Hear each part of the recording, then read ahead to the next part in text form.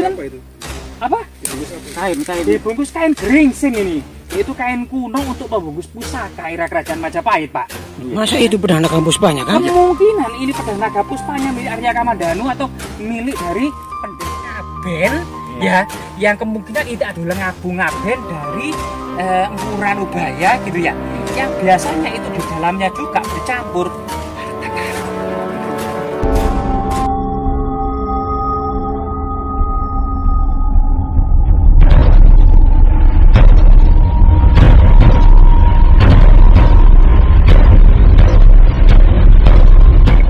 Iya, kali ini kita memang menelusuri lereng Gunung Arjuna ya, yang sangat mistis dan sangat keramat, dan diduga tarikh di inskripsi angka tahun itu masa pertengahan Majapahit sekitar tahun 1450-an ya sampai 1460-an.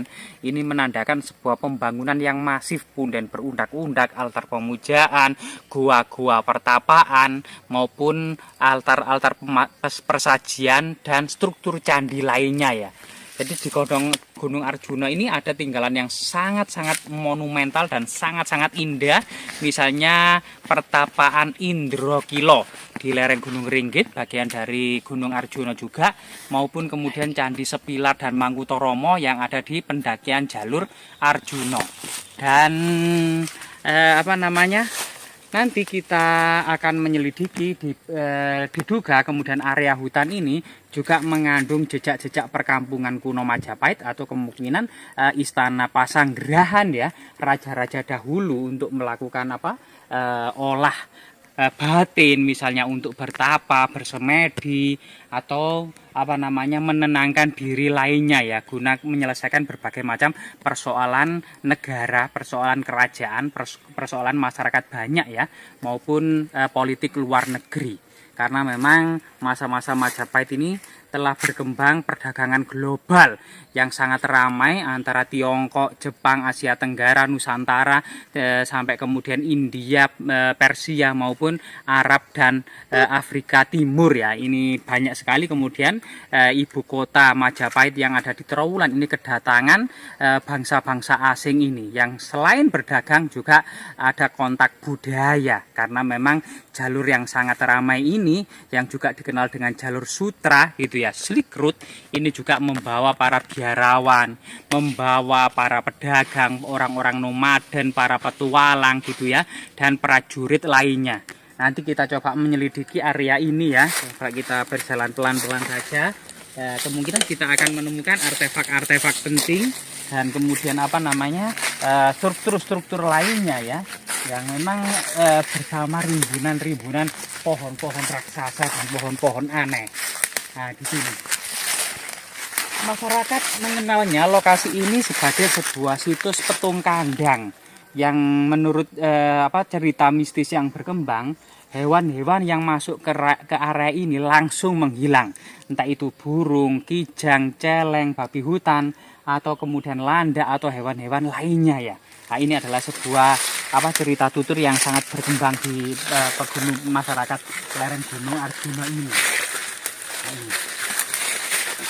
Nah, di sini juga ada pohon nangka yang cukup tua, Mbak. Nah, ini pohon nangka ini. Saat ini memang belum berbuah. Pohon nangka ini. Jadi pohon nangka itu biasanya untuk kerajinan ukir-ukiran, untuk pembuatan kendang itu terbuat dari pohon nangka. Bahkan kulitnya dahulu itu untuk mewarnai kain pada masa kuno dengan warna kuning.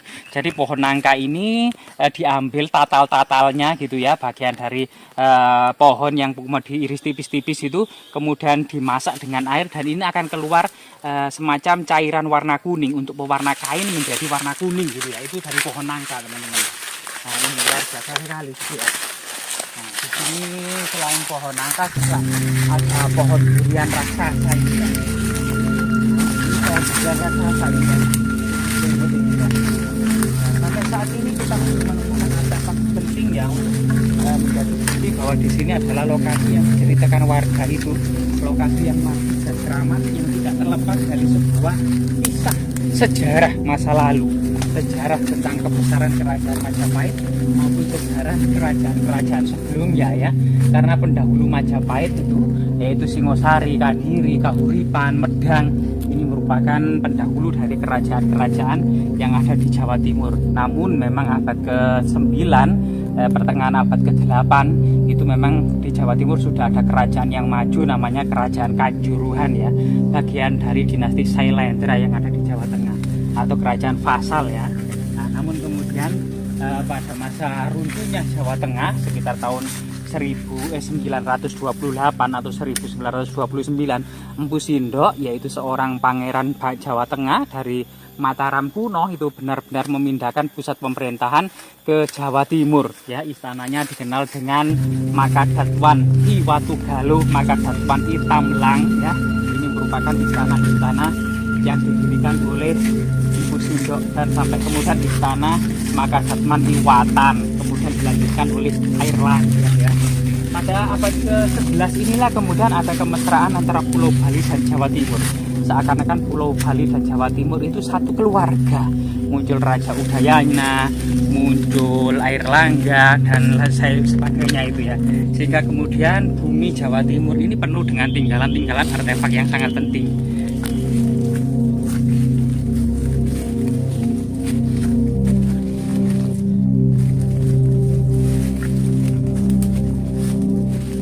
Cerita tutur yang berkembang di masyarakat lereng Gunung Arjuna, tepatnya di desa Curawatu Pak, kalau nggak salah Pak ya.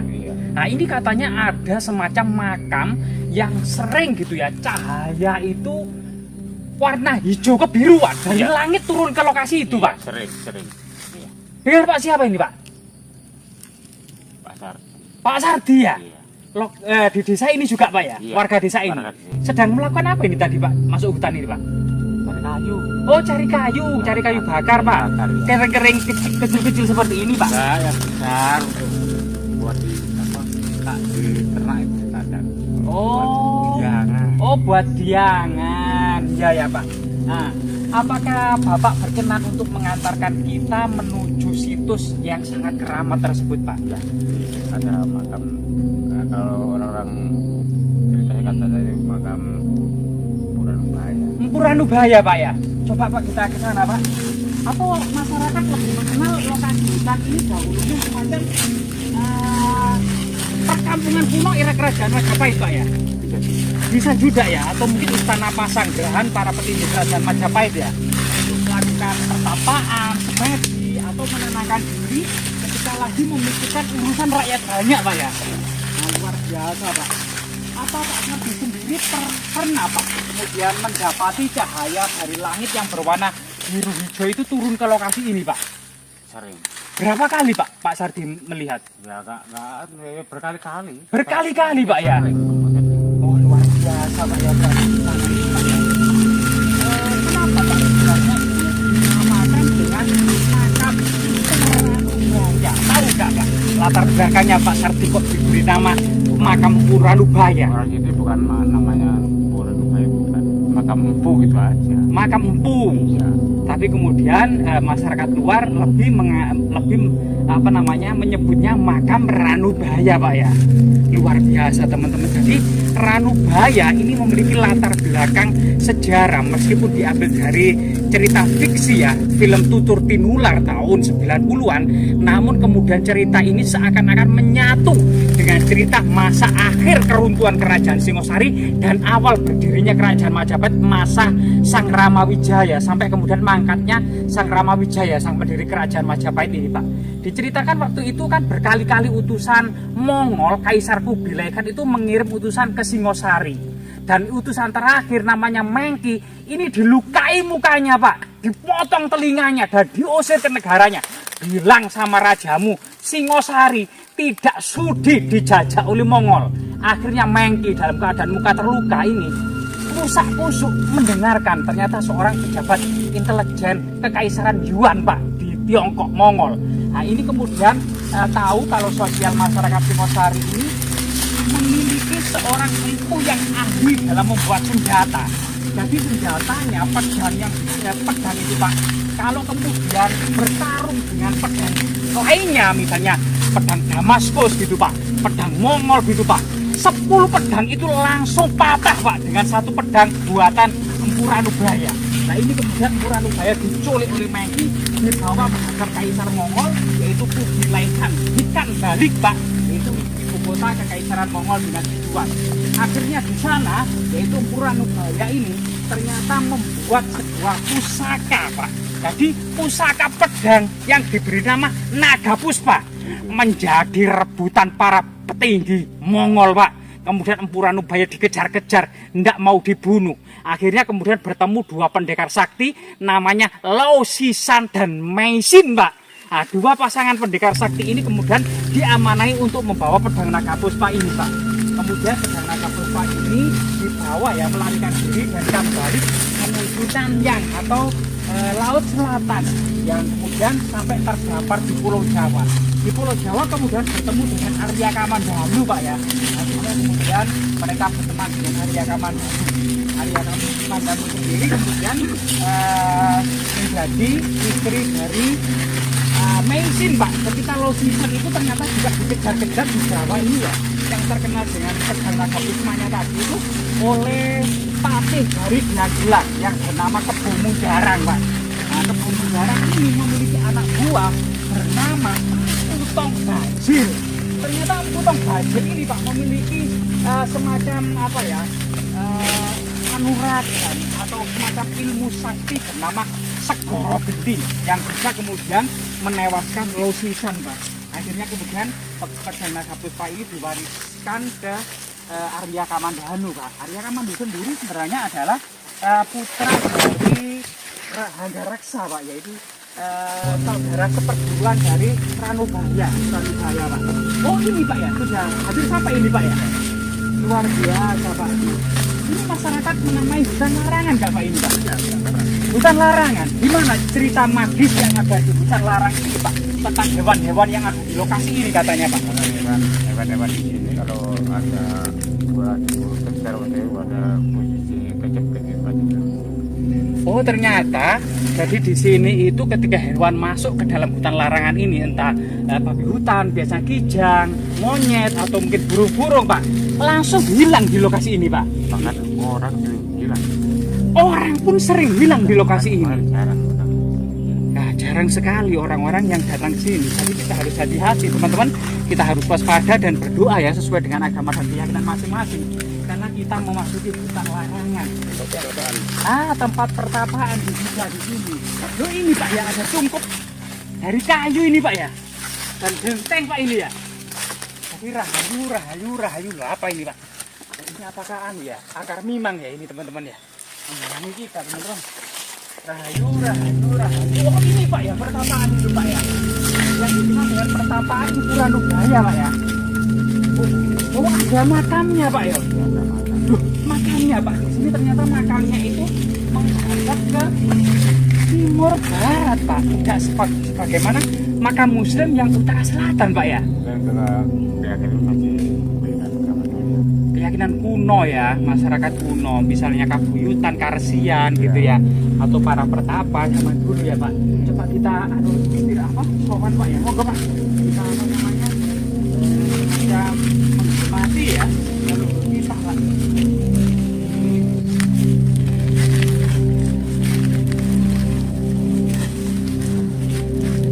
Rahayu.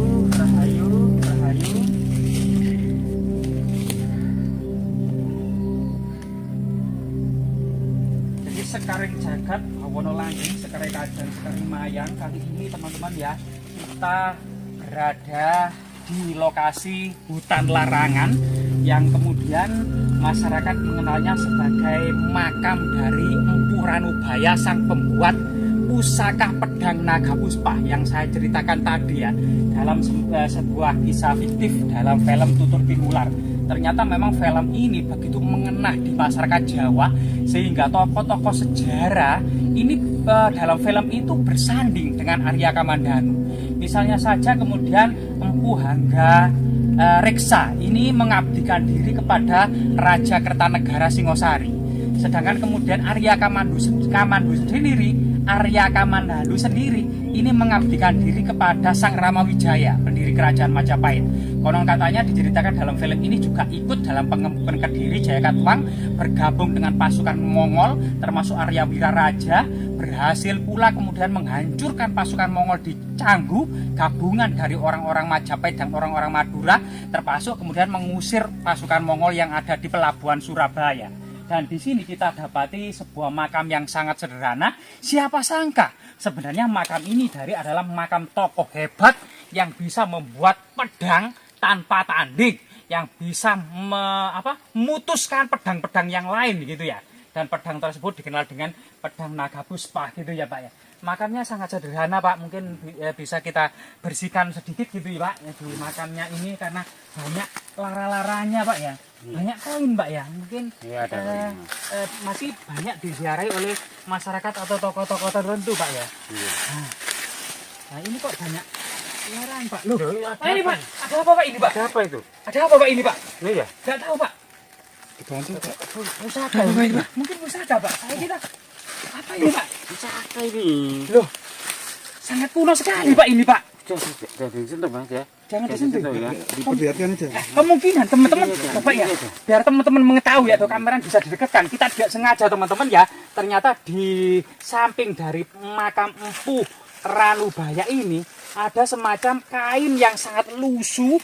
Diduga ini adalah semacam kain geringsing gitu ya, atau kain kuno era kerajaan Majapahit yang warnanya sudah tidak putih lagi, melainkan sudah menghitam, dan ini panjang teman-teman. Ini Entah pedang. apa, Ini kelihatannya pedang ya. Coba kita raba-raba. Iya Pak, seperti pedang Pak. Iya. Dan sangat berat sekali dan sangat keras ini Pak. Iya. Kemudian Apa itu? apa? Dibungkus apa itu? Kain. Dibungkus kain geringsing ini, yaitu kain kuno untuk membungkus pusaka era kerajaan Majapahit Pak. Masa itu pedang Nagapuspa banyak kan? Kemungkinan ini pedang Nagapuspanya milik Arya Kamandanu atau milik dari pendekar ini. Karena memang pada zaman dulu itu orang-orang sakti, sehingga pusaka yang dibuatnya itu akan kembali menyatu ya, bergabung dengan empunya atau sang pembuatnya gitu ya. Bahkan pusaka ini bisa jadi itu mencari tuannya untuk diwariskan. Sampai saat ini kelihatannya belum menemukan tuannya Pak ya. Ini ditutup saja gitu Pak ya. Tutup aja. Iya, sampai sini Pak, sekitar 2 meter. Loh, apa ini Pak? Dapat lagi. Ada lagi Pak itu. Apa itu Pak? Apa itu Pak? Teman-teman, ternyata ada lagi. Seperti ada bekal kubur. Bekal kubur ini. Iya, atau apa namanya?